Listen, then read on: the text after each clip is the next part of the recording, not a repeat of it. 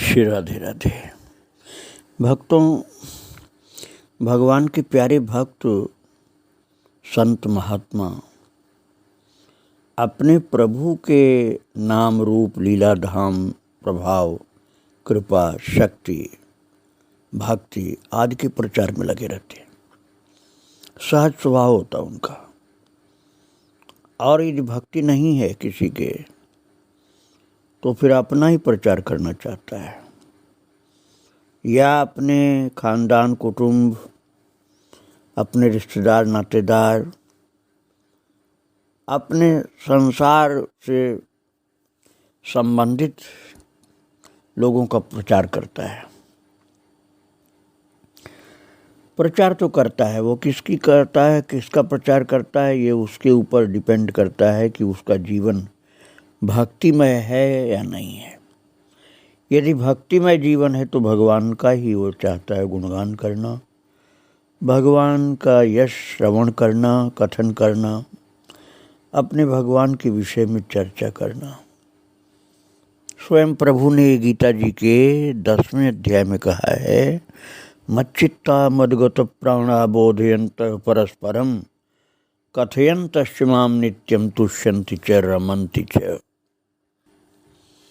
अर्थात जो मेरे भक्त हैं, ऐसा प्रभु कहते हैं 10वें अध्याय में, कि जो मेरे भक्त हैं वो निरंतर मुझ में मन लगाने वाले और मुझ में ही प्राणों को अर्पण करने वाले होते हैं।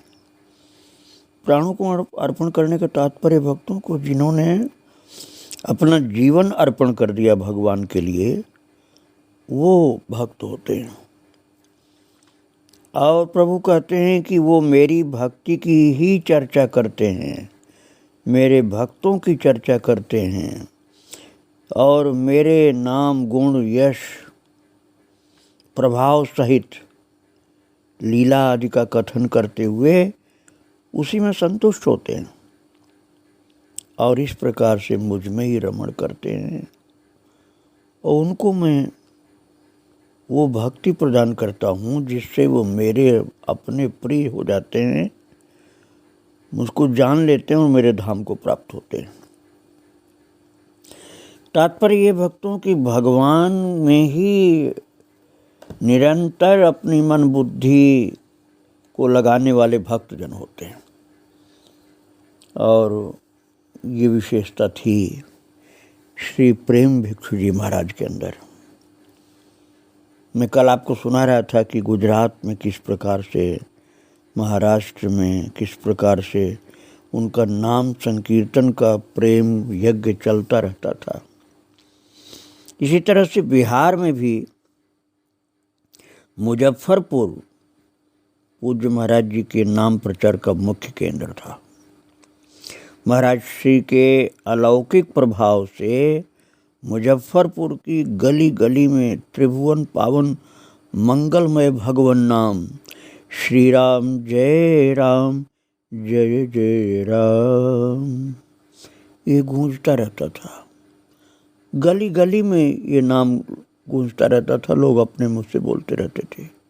इतना जबरदस्त प्रचार प्रभु के नाम का किया था। प्राय नगर कीर्तन का भी आयोजन हुआ ही करता था। और भक्तों, थोड़ा भी नए लोग थकते थे, विश्राम चाहते थे, तो उस समय महाराज जी नाम महिमा, कीर्तन महिमा, प्रभु की कृपा, इन सब बातों से संबंधित सत्संग प्रारंभ करते थे, जिससे फिर से प्रेम और उत्साह से लोग लग जाते थे नाम संकीर्तन में।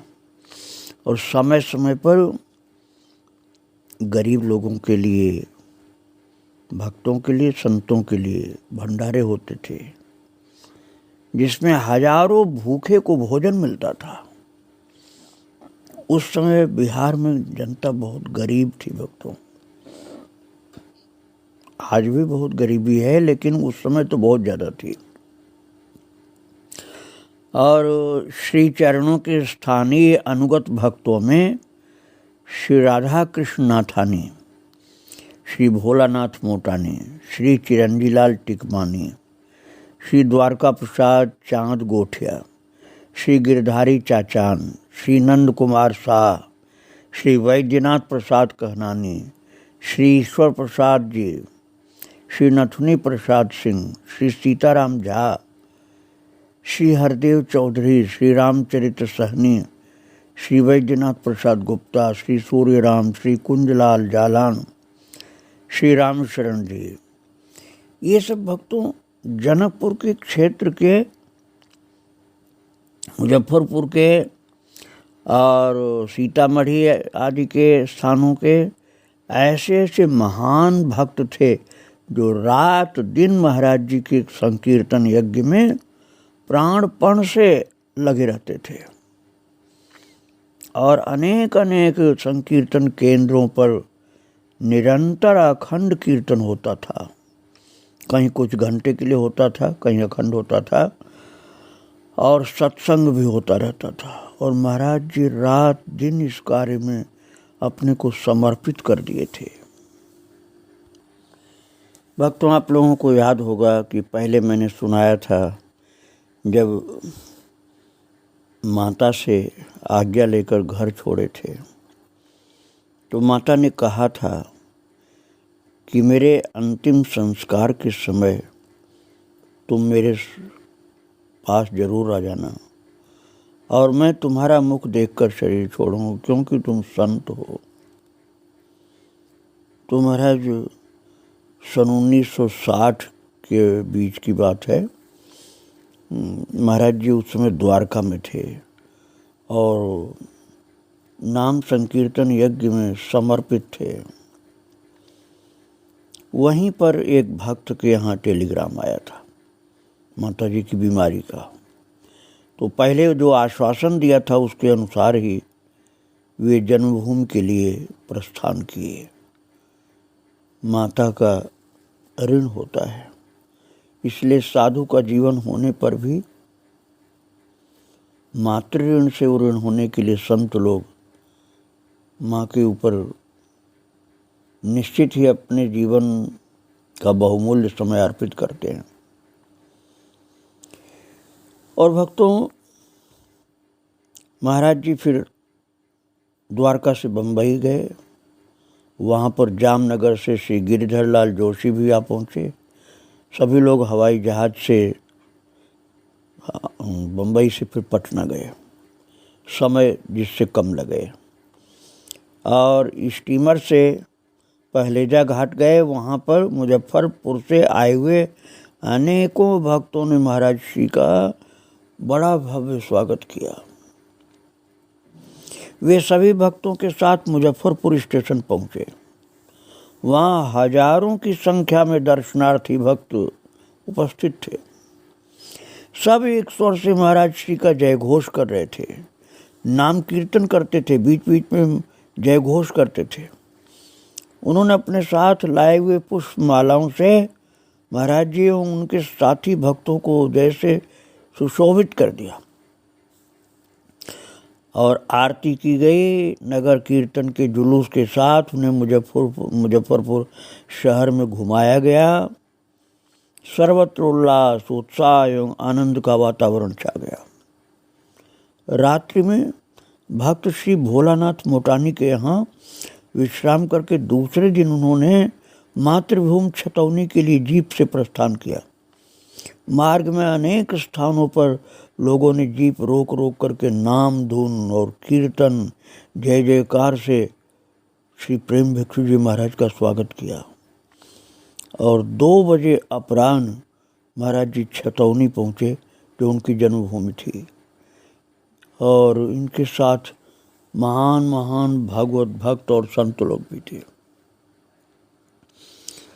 पूज्य श्री की माँ कई दिनों से लगातार बीमारी के कारण चलने फिरने में असमर्थ हो गई थी, परंतु अपने संत पुत्र के आगमन का संदेश सुनते ही उनमें अपार बल का संचार हो गया।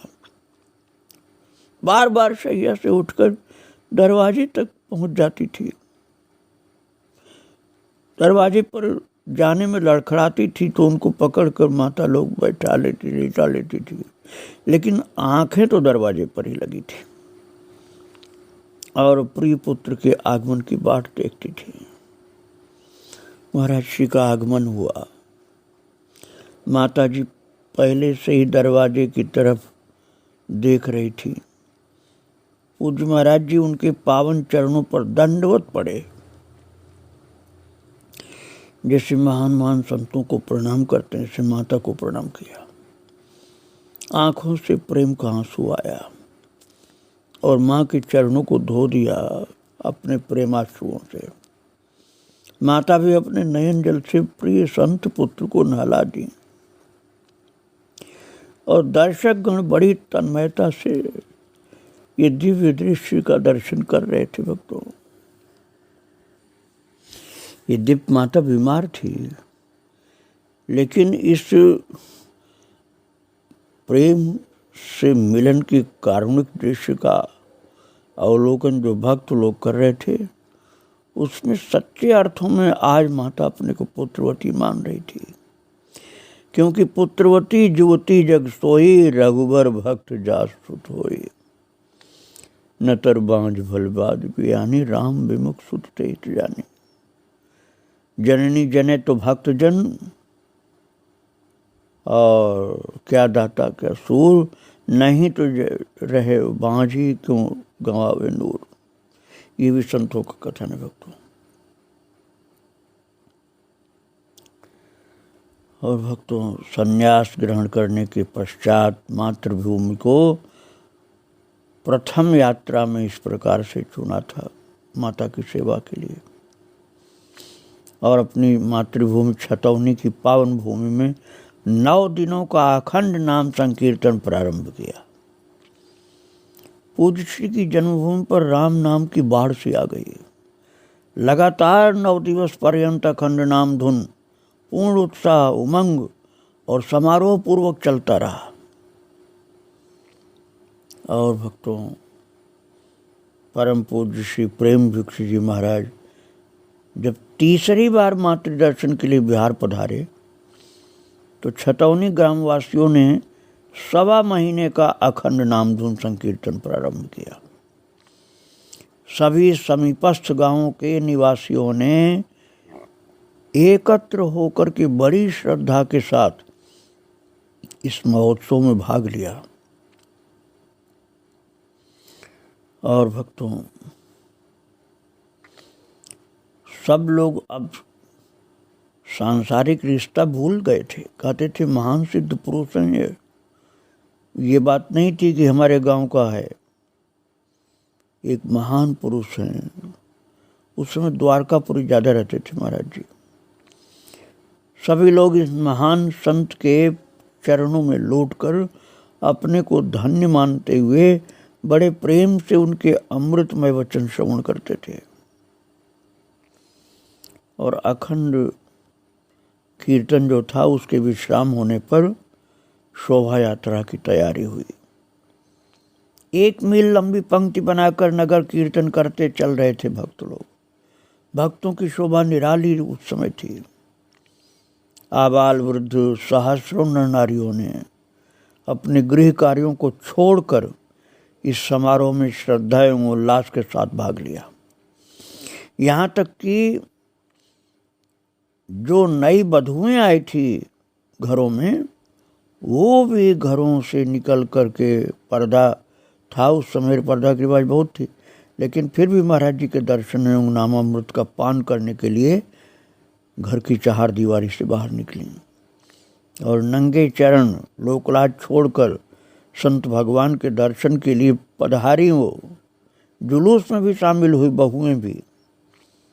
बोली इतना सुंदर सौभाग्य कब मिलेगा। इसलिए आज कोई लोकलाज नहीं, आज महाराज जी के चरणों का दर्शन करना, प्रभु के नाम संकीर्तन का रस प्राप्त करना। और महाराज जी वही श्री राम जय जय राम बड़े भाव से उच्च स्वर से गा रहे थे और सभी जनता उनके कीर्तन में अनुगमन कर रही थी। बागमती तट पर आकर के ये शोभा यात्रा विसर्जित हुई। इस तरह से महाराज जी ने ग्रामवासियों को सत्संग का खूब लाभ प्राप्त कराया और महाराज जी श्रद्धालु भक्त लोगों के आमंत्रण पर घूम घूम कर नाम प्रचार करने में लगे रहे। उनके उपदेशामृत का पान करके कितने नास्तिक जन आस्तिक बन गए, भक्त बन गए। उनके आह्वान पर धनी, गरीब, विद्वान, मूर्ख सभी में नाम भक्ति की लहर दौड़ गई और कितने लोगों की अंतरात्मा में सेवा की तीव्र भावना जागृत हो गई। भक्ति, संकीर्तन, सेवा के लिए समर्पित हो गए लोग। और शिवहर, सीतामढ़ी, बेलखंड, इन सब जगहों पर अधिक प्रचार हुआ। और श्री बैकुंठ बिहारी सिंह, जो वहाँ एक पताही ग्राम है, उसके बराबर अपनी जीप तथा भृत्यों के साथ महाराज जी का अनुगमन करते हुए नाम प्रचार में लगे रहे। चंपारण के पूर्वी क्षेत्र में भी एक सीमा तक नाम प्रचार हुआ और सरठा, जिहुली आदि स्थानों पर तो कई बार महाराज जी का आगमन हुआ। मुजफ्फरपुर में बाबा का विश्राम स्थल बालूघाट आश्रम, प्रेम कुटीर, सीतामढ़ी क्षेत्र में पताही श्री बैकुंठ बाबू के यहाँ तथा चंपारण के पूर्वी क्षेत्र में सराठा में श्री चंद्रेश्वर प्रसाद सिंह जी के यहाँ विशेष रूप से आयोजन हुए। भक्तों, सन 1948 में बिहार से जाने के 12 साल बाद पूज्य श्री 1960 में बिहार आए थे। सन 1948 में गए थे और 1960 में आए थे, 12 साल बिता करके, और यहाँ पर प्रथम नाम प्रचार किया था। उसके बाद 1962 में मुख्य जो स्थान और बताए भक्तों ने, वहाँ भी बिहार में पधारे और मुजफ्फरपुर, शिवहर, सीतामढ़ी, चंपारण आदि क्षेत्रों में नाम प्रचार प्रारंभ किया। 17 नवंबर 1962 को पूज्य महाराज जी पूर्व चंपारण चंद्रेश्वर प्रसाद सिंह के यहाँ आए और वहाँ से इस क्षेत्र की सबसे बड़ी बस्ती जिहुली गए। वहाँ पर उनके व्यक्तित्व से आकृष्ट होकर हजारों नर नारियों ने नाम जप का संकल्प किया। जिहुली के प्रधान भक्तों में झारखंड सिंह, श्री राम सुजान प्रसाद और बहुत से लोग थे, चितरंजन शर्मा आदि। ये सब स्तंभ थे। इनके द्वारा जनता को प्रेरणा मिलती थी और धन भी लगाते थे और भंडारे के लिए, और कीर्तन में भी प्रेम से लगे रहते थे। 1 सप्ताह नाम महोत्सव विभिन्न स्थानों पर चलता रहा। उसके बाद पूज्य श्री पुनः सराठा वापस लौट गए तथा बिहार के अन्य क्षेत्रों में भ्रमण करके नाम प्रचार करना प्रारंभ किया। 15 अप्रैल सन 1963 को पुनः वे अपने मुख्य विश्राम स्थल सराठा वापस लौटे तथा वहाँ से श्री बैकुंठ बाबू पताही के जीप में सवार होकर रामनगर, हरिनगर के लिए गए। श्री चंद्रेश्वर प्रसाद सिंह जी तथा अन्य 30 नाम जापक भी साथ चलते थे। रामनगर में नाम प्रचार करने के बाद वे 60 किलोमीटर पश्चिम गंडक के किनारे स्थित भैंसालोटन, जिसको वाल्मीकि नगर भी कहा जाता है, वहाँ के कुछ देवस्थानों का दर्शन करके समीप के नेपाल सीमा में अवस्थित इतिहास एवं पुराण प्रसिद्ध श्री वाल्मीकि आश्रम का दर्शन किया। 10 बजे रात पूज्य श्री ने आगंतुक भक्तों को आदिकवि वाल्मीकि जी की कथा सुनाई और रात्रि को ही पुनः रामनगर वापस आ गए। राम जी भाई पोरबंदर से 6 टीन प्रसाद लेकर उपस्थित हुए। श्री राम जी भाई से मिलकर महाराज जी को हार्दिक प्रसन्नता हुई। बोले, देखिए राम जी भाई कितनी दूर सुदामापुरी से हम सबसे मिलने आए हैं। और पोरबंदर में किसी सेठ ने एक मंदिर का निर्माण कराया था। महीनों से वहाँ अखंड नाम संकीर्तन चल रहा था पोरबंदर, गुजरात में। और सेठ का संकल्प था कि महाराज जी के हाथों ही मंदिर का उद्घाटन समारोह होगा। उसने महाराज जी को बुलाने के लिए कई पत्र भेजे थे, परंतु नाम प्रचार में व्यस्त महाराज जी समय नहीं दे पा रहे थे। सेठ ने विवश होकर श्री राम जी भाई को वहाँ से प्रसाद लेकर भेजा था, इसलिए वो 6 टीन प्रसाद लेकर के आया था वो भक्त गुजरात पोरबंदर से। और महाराज जी के अविलंब दर्शन की प्रार्थना की। तब सेठ के प्रस्ताव को सुनकर सभी लोग घबरा गए, क्योंकि महाराज जी जाने को तैयार हो रहे थे। सेठ भी बहुत भक्त था। चंद्रेश्वर बाबू ने महाराज जी से कहा, भगवान अभी कई स्थानों में अखंड नाम धुन का कार्यक्रम बाकी है, आपके चले जाने पर लोगों को बड़ी निराशा होगी। महाराज जी ने कहा, भगवान रामचंद्र लंका विजय के बाद सभी प्रधान सेवकों के साथ अयोध्या लौटे। राज्याभिषेक के बाद विभीषण, सुग्रीव, अंगद, जामवंत, नल, नील इत्यादि सभी भक्तों को यथोचित सम्मान के साथ विदाई दी थी, परंतु हनुमान जी को अपने से अलग नहीं रखा। उन्होंने भरत जी से कहा, भरत भाई कपिते उऋण में नहीं, मैं भी राम जी भाई से उऋण नहीं हो सकता, क्योंकि गुजरात में नाम महाराज के प्रचार में बहुत शक्ति, भक्ति, प्रेम से अपनी दिखाई थी उन्होंने। वो मेरा अंतरंग भक्त है, इसलिए मुझे राम जी भाई जैसे महान भगवत भक्त के पास जाना पड़ेगा, लेकिन मैं लौट करके अवश्य आऊँगा, तुम लोग चिंता मत करना। तो भक्तों, बिहार के प्रसिद्ध भक्त बैकुंठ बाबू ने उदासी भरे स्वर में कहा, महाराज जी आपने वचन दिया था कि देवकुली महादेव मठ के पोखरे का जीर्णोद्धार कराकर तब आप गुजरात जाएंगे। अब आपके जाने से महत्वपूर्ण कार्य शेष रह जाएगा। महाराज जी ने कहा, आप लोग तालाब के बदबूदार पानी को पंप सेट लगा करके बाहर निकलवाएं और टेलीग्राम फिर उसके बाद करिए मुझको, और टेलीग्राम मिलते ही मैं वापस आ जाऊंगा। तब तक ये सेवा कार्य करते रहना कि तालाब के बदबूदार पानी को पंप सेट के द्वारा सब बाहर करना है, तब उस तालाब का जीर्णोद्धार किया जाएगा। भक्तों, वो तीर्थ का तालाब था, बड़ी महिमा थी, इसलिए महाराज जी इस कार्य के लिए मन में सोच लिए। और उनका ये भी तो प्रस्ताव साथ में था कि इस सेवा कार्य के साथ साथ अखंड हरिनाम कीर्तन भी चलेंगे।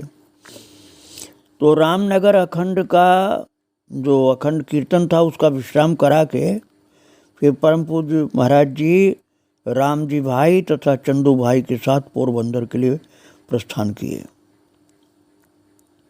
और तालाब का जल जो गंदा था उसको निष्कासित करने के बाद भक्तों का टेलीग्राम पा करके 3 सप्ताह के अंदर ही वे गुजरात से फिर बिहार वापस आ गए।